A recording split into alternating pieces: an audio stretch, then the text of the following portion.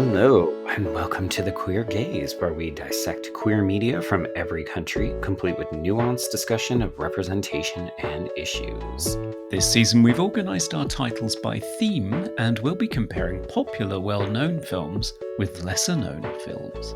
You can support The Queer Gaze at patreon.com/thequeergaze, where you'll get early access to episodes and extra content. And you can follow us on social media at The Queer Gaze. Hello, Joe. Hello, Conrad. How are you doing? Not too bad, even though today's choice of film did put me through an emotional ringer. Okay, I mean, you have seen this movie and I had not, and I felt completely unprepared to the point where I contemplated mid-movie messaging you to berate you for not warning me. Yes, I'm sorry about that, but I wanted it to have its full emotional impact. Yeah, okay, so Conrad, what are we talking about today? Well, we are moving into a new theme with this episode. So we are moving away from one-night stands into the arena of secret adolescent love. Oh, and that sounds sweet. And yet, I feel like we have to throw up a content warning right off the top, don't we? We do, unfortunately, yes. So if you are not in a place where you want to hear about self-harm,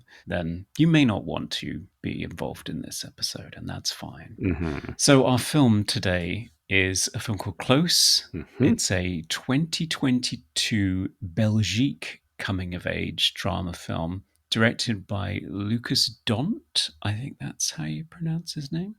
And written by Dhont and Angelo Tisson, reteaming after their first feature film, Girl. Oh. Yes. Sorry, I knew a bunch of people who had watched that, and I think it has a similar kind of heavy, emotional, but really exceptional vibe to it, right? Yeah, I haven't seen that one actually, although Okay. I'm very interested to watch it because I was very impressed with this second film.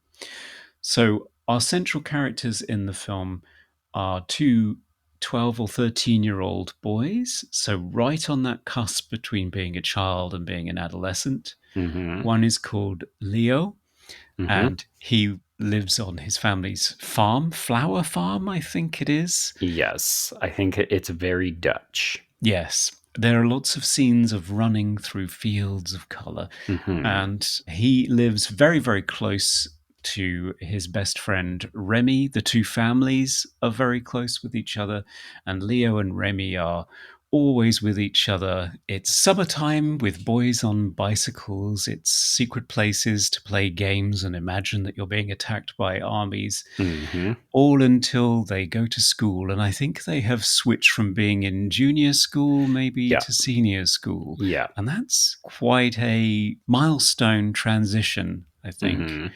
And all of a sudden, the closeness, the intimacy of their relationship comes under question. Yes. And as a result of that, it drives a wedge between the two of them with very, very sad consequences. Yes. Yeah. That's kind of a good encapsulation in a nutshell. But ironically, I'll confess, I thought that was the entire film. Like, if you read the plot description online, that's about as far as it goes. And you think, okay, so it's going to be a film about bullying, how these boys persevere, how their friendship is tested. And all of that is true. And then Remy dies by suicide, I want to say before the halfway point of the film. It's about 45 minutes and it's a over 100-minute movie. So yes, I found myself when I was watching it thinking, my goodness, where do we go from here? Yes. And that is what is the most interesting thing about it. I mean, it's a completely different film, but I was reminded of Room, for example, where for a genre film or a typical arc in a popular narrative, you would have the scene where the mother and the son escape from the room, and that would be the climactic ending of the movie. But actually the movie's that's halfway through, and the rest of the movie is, okay, how do they deal with this? And that is what is the most fascinating part of this film, I find, although all of it's fascinating, is the portion of the film where you see the fallout for the families, and crucially, how a 13-year-old deals with mortality and loss and grief and guilt. Yeah,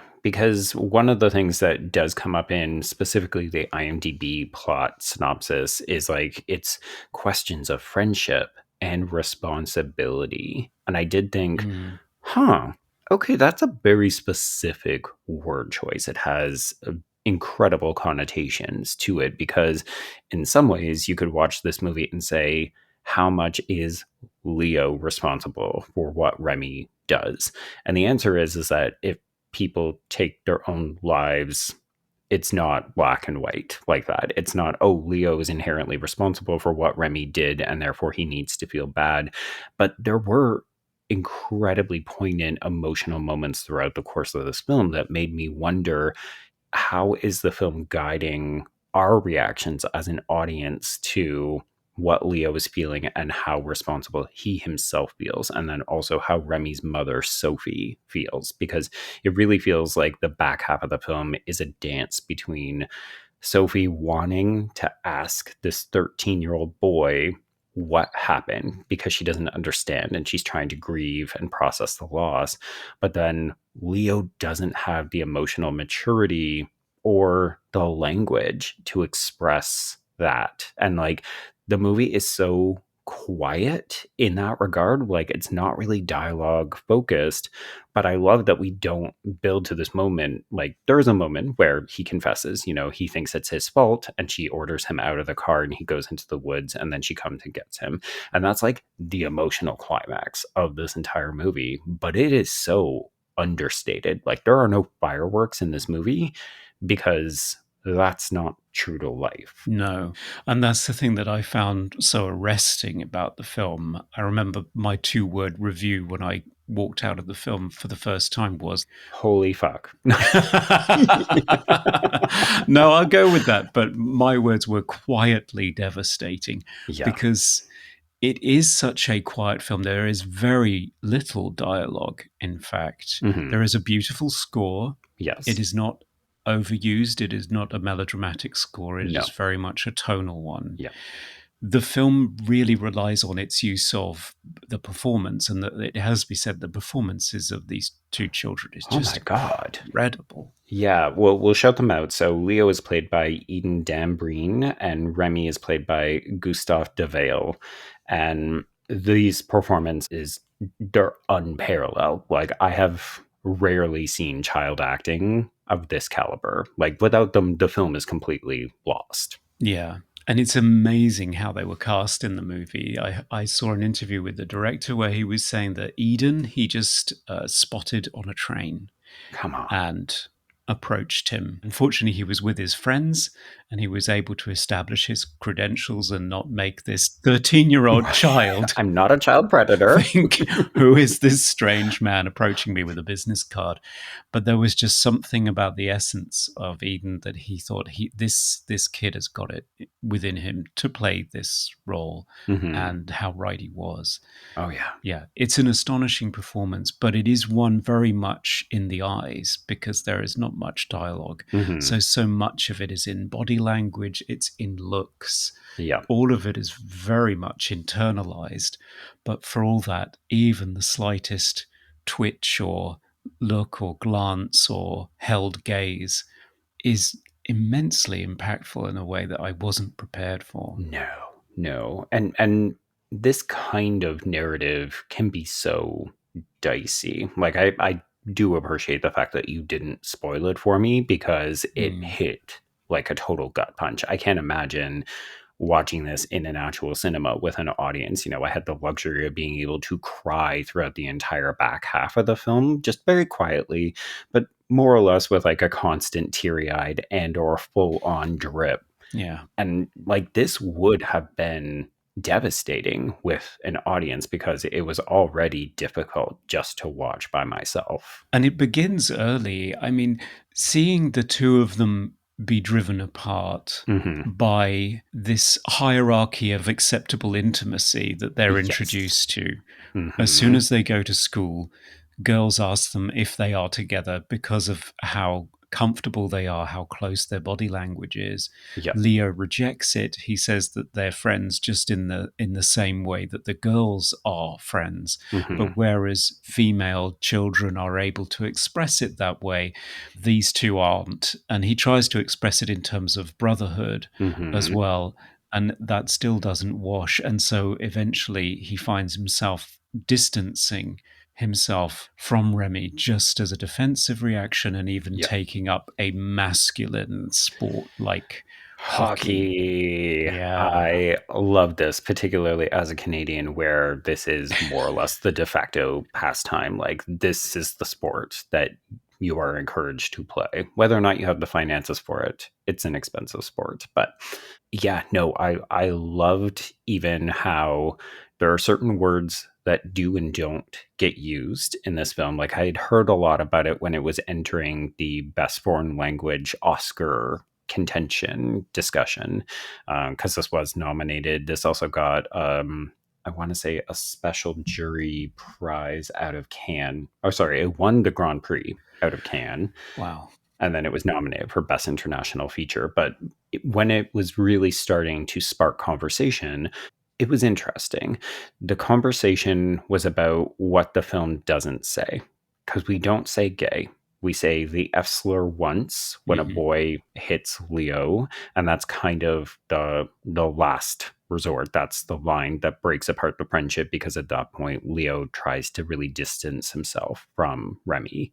But I thought it was so interesting that the movie also doesn't ultimately assign a sexual orientation to either of the boys. They don't say, I love you. They don't say, I have romantic feelings for you. There's no touching. Like, Remy lays his head on Leo to sleep at school, and they end up play fighting in a way that, it reminds me of how I used to try to touch boys my age when I didn't know that I wanted to sleep with them. So there's a lot of hallmarks, but the movie never goes there because it's not appropriate for the children and the audience is from their point of view. So they don't know any better, and therefore they don't broach it. Yeah. Well, that was a challenge that I had for you. Have I done the wrong thing by suggesting this movie? Is this even a queer narrative? It's directed by a queer director, Hmm. but that doesn't necessarily mean that everything he produces is a queer movie. No, no, it is and it isn't, because as a queer person, I feel like my perspective, my lived experiences filter all of my decisions. Like, whether I want to give them more precedent, whether I want to give them more power is up to me ultimately. But I spent a lot of time denying my queerness. And the reality is that people were still seeing through me, and it was still affecting things that I was interested in. So I do think that there's an unavoidable factor there. But I do think that this movie is inherently queer by virtue of challenging the heterosexual normative nature of the relationship. Because whether the boys actually are gay, bi, pan, whatever, is immaterial based on the way that the world around them reacts. The world turns them queer, and then it corrupts their friendship, and ultimately could be said to lead to the death of one of them. Yeah, and that's very much my perspective on it as well. And this is a film that I find personally very difficult to watch because Hmm. I can relate to it very strongly in terms of an experience that I had at school. Oh, yes. I had a friend who I used to walk to school with every day, and all of a sudden he wasn't there anymore. Yep. And it's just these simple things that, as an adult, it doesn't feel as though it's that big of a deal. But when you're a child, it Oh, is it's so devastating. It's devastating. everything. It is. Yeah, it really cuts deep. And so that scene, the first time that I'm threatened with tears is the scene when Remy gets to school and challenges Leo about his behavior Hmm. on the way to school, leaving him behind. And it's not so much out of anger, but out of a heartbroken desperation. And Yes. it's so difficult to watch. And I feel like it's made all the more powerful because Leo, I don't think, implicitly fully understands why he's feeling this, why he's pulling away. He only knows that there's something different that was never an issue until other people raised it in a negative fashion, right? It's Yeah. and oh boy, is it ever hard to just treat this as a film and not a bit of an indictment about society, right? Because you think there's nothing wrong with the boys' friendships until somebody else points it out as a negative. There's nothing wrong with queerness until people point it out as something that is different or othered or not acceptable. And it's it's one of those things where the impact is devastating, the fallout is large, and it's just because society is intolerable of things that are different, or oh well, it's not masculine enough. And I love that these boys, they both embody that. You mentioned this is on the cusp of adolescent becoming men or teenagers, and the bodies are so reflective of that, right? Like, these are skinny boys, they're not particularly tall, they're not muscly, they look exactly right for the age that they are meant to be embodying. Yeah. So when they struggle with that balance between masculine and feminine, it's so eminently believable. It is, yeah.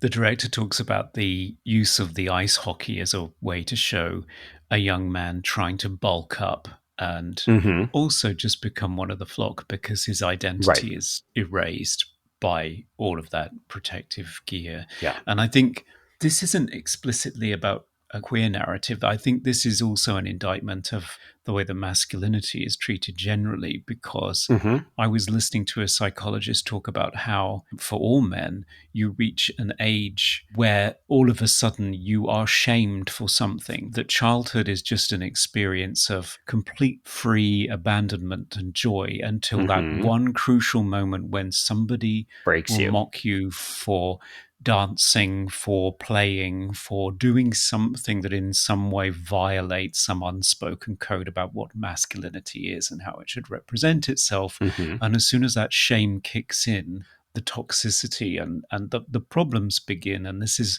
one of the reasons why, as an adult, men tend to have a very strong bond and a strong sense of nostalgia around their childhood and all of the Mm-hmm. hallmarks of their nostalgia, and get very, very defensive and angry. And we see that in the way that people react to their favorite movies being remade, or Yeah.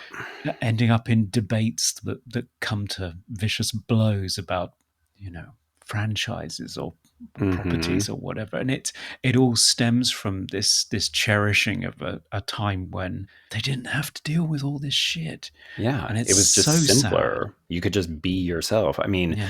we had the privilege of interviewing the two guys from Extremely Unique Dynamic, and we have a Patreon bonus episode on it, folks. It's a really great movie. We encourage you to go and check it out. But one of the things that struck me about that film and their relationship is this idea that you can be straight and have a queer friend, and it doesn't mean that there's anything more to it.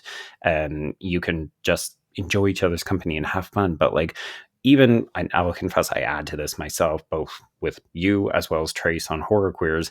We like to see intimacy as emblematic of romance, and we turn masculine friendship into queerness. And part of my reasoning behind that is because I want and need to normalize queerness. Mm. Queerness is all around people, and people need to fucking get used to it because it's not going anywhere. Yeah. It's always been here, and people need to grow up. But also, I think that we need to let men be friends and express that friendship maybe in more intimate ways without necessarily making them fearful that we are going to immediately stigmatize them as queer. I mean, it would be great if people could say, "Oh, I'm actually not queer, but thank you so much. That's lovely that you would think that. I'm not, but that's fine." We're not there yet. We may never get there. But this idea that these boys, these soft boys, right, at Mm. this very challenging age, they're making decisions about who they want to become and what is socially acceptable. And I love the performativity of the hockey, but also even that when we see Leo on the ice, it breaks my heart because he is actually engaging in self-harm to like a very subtle degree. Like when Yeah. he's doing the drills and he's ramming himself into the boards, like sure, it's a manifestation of his grief and his guilt, but also he is performing masculine gender to such a degree that he is actually actively harming himself just to fit in with what this boy who wants to play video games with him. Yeah. And tellingly, that's the moment he breaks, when he finally injures himself Mm-hmm. and And he's then he cries. being given a cast. He finally cries. Whereas Mm-hmm. all the way through, dealing with the funeral, dealing with being put in a situation where he has a dinner with the parents of Yeah. Remy, which is, such a my painful God. scene. And the dad breaks and then the mom has to go out for a walk. It's It just, it's amazing. Through all of that, Leo remains almost disturbingly quiet and yeah. impassive.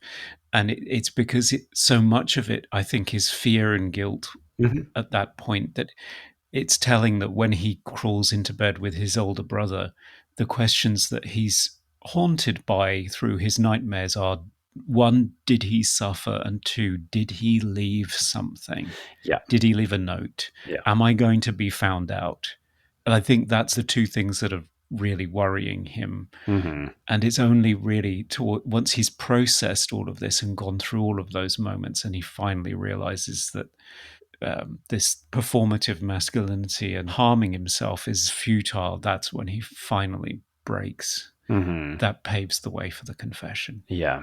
I will say the visual use of people who look like Remy after Remy is gone is so smart and so strategically employed. Like, he crawls into bed with his older brother, Charlie, who looks like an older version of Remy. And then he makes this new friend after he can no longer associate with Remy. And then after Remy is gone. And this boy also just looks like a different variation of the same boy, and you realize he's trying to find proxies or replacements for the friendship that he gave up on, like that. It's just so crushing. This, like, I'm searching for the intimacy that I lost, that I gave up, that I didn't realize I needed until it was already gone. Yeah, and talking of another devastating scene, his brother hugging him in bed after he simply says, "I miss him." hmm Yeah. And they're so quiet moments. Like, the movie doesn't feel the Mm. need to overdo anything. And I don't want to come down necessarily on Hollywood films, but it would have been so easy to overplay this, to really kick that score in, to, go for the emotional manipulation. And the movie is just, it knows exactly what it's doing. It's so expertly crafted, relying on the performances because we know we've got it right.